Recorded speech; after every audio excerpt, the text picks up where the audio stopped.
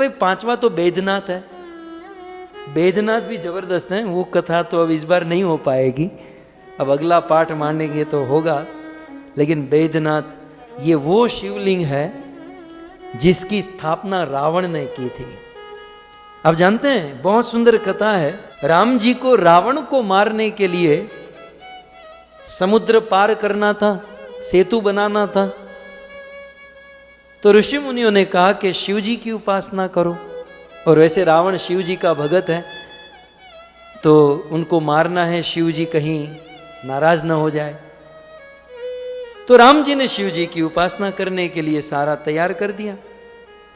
फिर राम जी ने अपने अनुचरों को कहा कि भाई अब शिव जी की उपासना के लिए हनुमान जी तुम जाओ और शिवलिंग लेकर आओ। बोले मैं तो लेकर आऊंगा, लेकिन पूजा कौन, शिव जी की पूजा कौन कराएगा, उसके लिए तो ब्राह्मण चाहिए। तो राम जी ने कहा टॉप क्लास का ब्राह्मण होगा, उसी से मैं पूजा कराऊंगा। काम टॉप क्लास का करना है तो मुझे भूदेव ब्राह्मण भी टॉप क्लास का चाहिए। मुझे बताओ इस वर्तमान में, इस धरती पर, इस दुनिया में टॉप क्लास का ब्राह्मण कौन है जो विधि विधान सब जानता है। तो लोगों ने आकर कहा महाराज टॉप क्लास के ब्राह्मण को हम जानते हैं, लेकिन वो काम नहीं होगा। बोले मुझे बताओ तो सही कौन। बोले वर्तमान में टॉप क्लास का ब्राह्मण है रावण है। अब रावण को मारना है और ब्राह्मण भूदेव मिला रावण। लेकिन राम तो राम है। राम जी ने बहुत सुंदर सिखाया, जहां धर्म की बात है वहां दुश्मनी नहीं होती, वहां झुकना पड़े तो बंदा झुक जाना चाहिए। जहां भक्ति प्रेम और धर्म की बात है वहां अपना अहंकार अभिमान लेकर नहीं बैठना। बोले रावण टॉप क्लास का ब्राह्मण है, तो फिर ये शिव जी की पूजा के लिए मैं ब्राह्मण को बुलाऊंगा, मैं रावण को बुलाऊंगा। रावण को निमंत्रण, राम जी ने लेटर लिखा, रावण को निमंत्रण भेजा कि मैं शिव जी की शिवलिंग स्थापित करना चाहता हूं, और मैंने सुना है कि आप बहुत अच्छा विधि विधान जानते हैं, तो आपके हाथों से मैं शिवलिंग का यहाँ पर प्रथम पूजा कराना चाहता हूँ। रावण ने लेटर पढ़ा, वो तो गदगद आंखों से पानी, आंसू आने लगा। अरे रे रे रे, दुनिया के लोग मुझे अभिमानी, क्रोधी, कामी मानते हैं, संसार में एक बंदा निकला जो मुझे वास्तविक पहचानता है।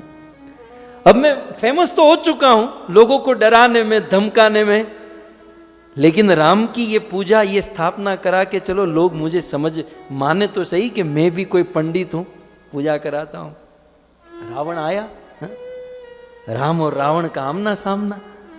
राम जी ने प्रणाम किया, बोले महाराज हमको शिवलिंग की पूजा करानी है।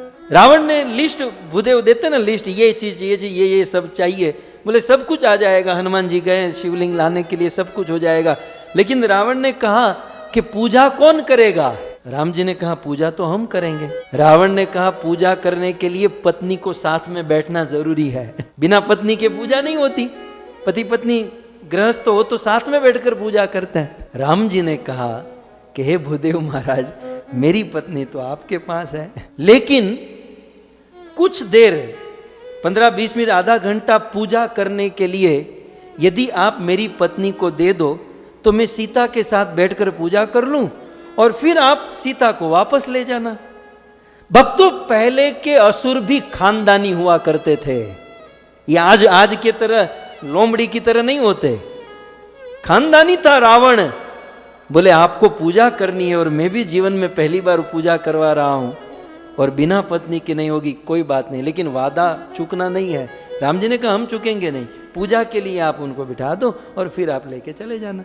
रावण वास्तव में सीता जी को लेकर आया और सीता जी और राम जी बैठे, पूजा हुई। और राम जी की भी खानदानी कि रावण वादे के अनुसार तुम उसे लेकर जाओ, हम तो हमारी स्टाइल से ही सीता को हासिल करेंगे।